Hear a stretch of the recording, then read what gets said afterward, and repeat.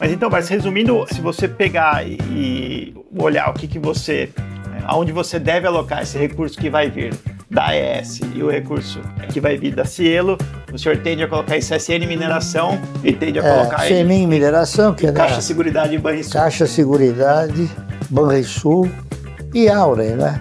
Auren também. E o senhor também vai ter que, além da Cielo, o senhor vai ter que realocar algum dinheiro da AES, porque também está tendo a venda para a Auren, né?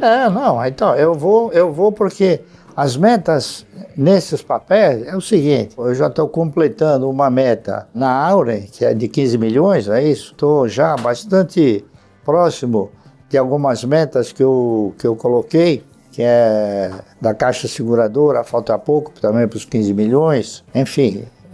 Agora, para compensar outras metas, eu vou ter que utilizar esses recursos que estão chegando, né? Porque eu comecei agora a comprar Banco Banrisul e comecei agora a comprar também ações da Semin. E, lamentavelmente, a gente tem algumas outras que decepcionou a gente, que está decepcionando. É o caso da Cosan. A Cosan é um papel que eu acabei comprando em função daquilo que houve no passado. Ela teve uma progressão muito alta e sempre pagou um dividendo pequeno. Mas o que compensou na Cosan foi a valorização do papel. Após o desdobramento, ela não teve o mesmo desempenho que teve antes. Então agora ela está bastante sacrificada no mercado, porque de alguma maneira a sua administração andou se endividando bastante e hoje ela deve cerca de 22 bilhões de reais. Então está difícil dela mostrar um resultado positivo.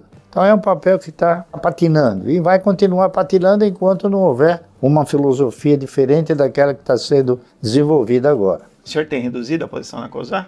Não, eu não reduzi. Eu simplesmente não comprei mais. Tá. Certo? E o Bradesco é uma ação que tem te interessado, Barça? O Bradesco, ele tem feito cócegas, tá entendendo? Até eu estava comentando com a Luísa o seguinte: não é possível que uma ação no Bradesco esteja nesse patamar. Mas acontece que o Bradesco tem produzido resultados extremamente baixos, né? Em função de fatores que eu não sei dizer, mas que acabou precisando trocar a diretoria, não é isso? A administração. Pode ser que essa administração enxergue as coisas de uma outra maneira, mas eu acredito que isso talvez vai levar um time. O Bradesco, na minha opinião, ele é uma opção, mas não para dividendo, certo? Para uma perspectiva de valorização, assim, mais rápida, dependendo, claro, dos resultados que ele for divulgar, que deverão ser agora próximos, né? Talvez até a gente ponha na carteira alguma coisa de Bradesco, mas é que ela não exprime aquele sentimento do dividendo. Então quem quiser, na minha opinião, comprar Bradesco e esperar, eu acho que ele melhora.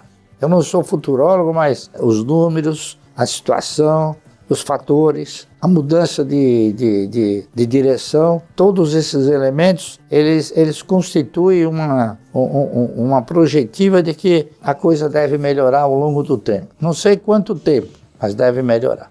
Foi uma deterioração grande de resultados, pessoal. Durante a década passada, Bradesco e Itaú valiam mais ou menos a mesma coisa na bolsa. E hoje o Bradesco vale 40% do Itaú apenas. Enquanto o Itaú continua crescendo, continua lucrando, o Banco do Brasil também continua crescendo e continua lucrando cada vez mais, o Bradesco teve uma deterioração grande aí de resultados que pesou na ação. Mas então, Barça, resumindo, se você pegar e olhar o que você...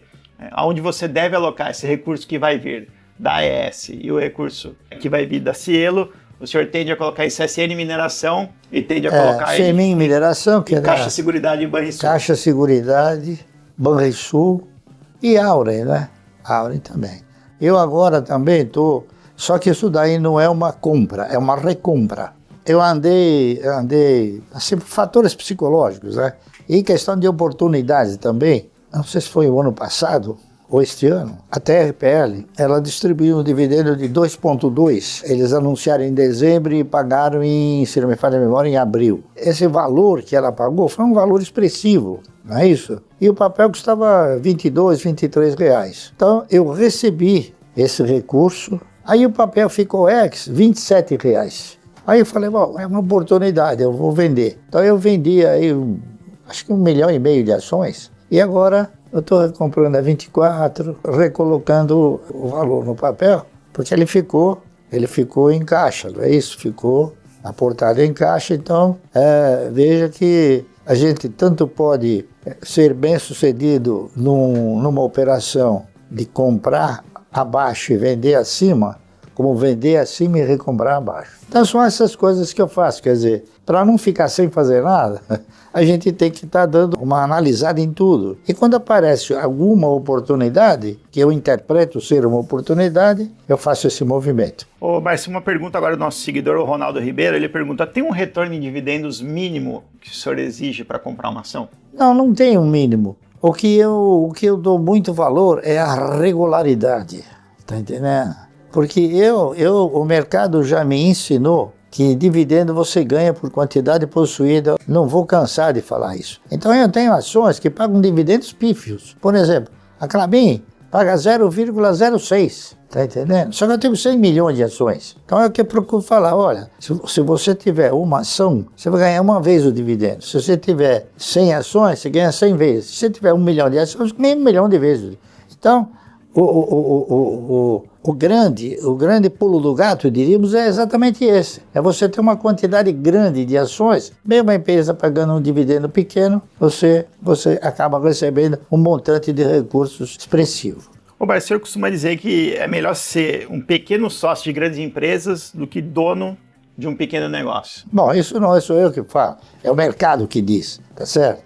Isso aí já é um fator consagrado, porque você pega, por exemplo, quantas empresas que ostentam projetos enormes quebraram e quantos pequenininhos quebraram, né? Então, agora, por exemplo, a pandemia não é que quebraram, é que desapareceu. Donos de um pequeno negócio desapareceram, porque houve um problema sério, problema de saúde, que nós não conhecíamos a gestação do problema. Então, isso aí deu assim margem a que a gente possa interpretar e consolidar essa filosofia de que, ao invés de você ser dono de um pequeno negócio, é melhor você ser parceiro de um grande negócio. Ô, Bárcio, o Lula falou isso aqui recentemente, cara, ainda falando aí sobre Brasília. Esse país precisa parar de ter gente vivendo de dividendos e ter gente vivendo de trabalho, de geração de emprego, de geração de renda, porque é isso que faz a economia girar. Você não acha que o problema do Brasil é ter gente vivendo de dividendos? Não.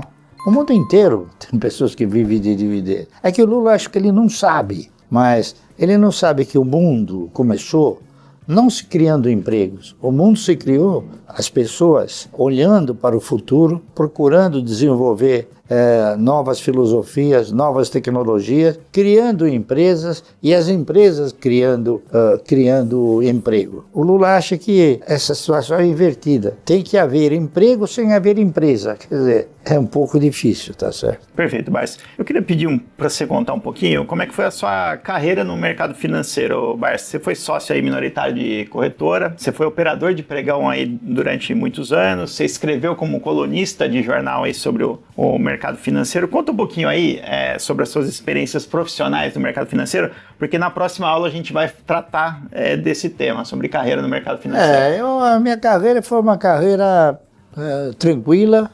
Eu nunca dei um berro para comprar ou para vender ações, porque eu operava para minha carteira e para a carteira de clientes que compravam os mesmos papéis que eu. Então a minha figura no pregão sempre foi no sentido de acompanhar e produzir a melhor compra para mim e para todos eles, tá certo? Até que chegou uma hora que a CVM passou a exigir coisas ridículas, na minha opinião. Então eu me afastei, eu não quis mais ser profissional de mercado. Hoje eu sou o quê? Eu sou cliente de uma corretora, mas faço a mesma coisa que eu fazia antes, em relação a mim, tá entendendo? Vou numa sala de clientes, acompanho o mercado, como acompanhava quando eu era profissional, e desenvolvo as minhas atividades. Se alguém algum dia precisa de alguma, não orientação, mas, diríamos, um palpite, eu falo, olha, eu estou comprando isso. Se você achar que tem que comprar, tudo bem. Perfeito. Ô, Barça, quanto do seu patrimônio o senhor acha que veio do trabalho no pregão, no mercado financeiro, e quanto que veio dos seus investimentos? Você tem isso? Você já parou para pensar nisso? O meu patrimônio maior veio das empresas. porque elas me pagam o dividendo e eu compro mais. Elas me pagam o dividendo e eu compro mais. Então não sai do meu bolso, tá certo? Isso que essa estrutura que eu projetei, ela mostrou para mim que é extremamente interessante você ter as ações, a quantidade, o pacote de ações, receber o dividendo e não descarrilhar, ou seja, não desviar o projeto, continuar fazendo a mesma coisa. Então eu comecei comprando 1.000 ações, depois eu comecei comprando um pouco mais com que o resultado produzia, e assim foi. Hoje eu já compro 10 milhões, 20 milhões, entendeu? É isso aí. Então é progressivo isso. Mas eu sempre digo, você tem que começar. Se você não começar, nunca você vai chegar a lugar nenhum. Tem uma outra pesquisa, Barsi, que diz que nos Estados Unidos tem 25 milhões de pessoas que têm um patrimônio de $1 milhão. Patrimônio líquido com tudo, né? Incluindo imóvel e tal. Aqui a gente tem 250 mil, é 1% do que tem nos Estados Unidos. Por que a gente não vai para frente? Por que a gente não consegue ficar rico? Eu acho o seguinte, você quer ver? Talvez seja respostas, não é? Você conhece alguém que integre a estrutura Forbes, que só em imóveis? Não. Todos aqueles que integram a estrutura Forbes são através do quê? De ações. Negócios. De negócio e ações, entendeu? Então, eu acho que nos Estados Unidos, o universo de pessoas que têm ações é substancialmente superior ao do Brasil, né? Tá certo? E outra coisa, o americano, ele tem a cultura do investimento que mostra a ele que ele tem que investir na geração de riqueza. E é o que ele faz. E é o que nós não fazemos, tá certo? Então, as nossas diferenças estão aí, pura e simplesmente aí, tranquilamente.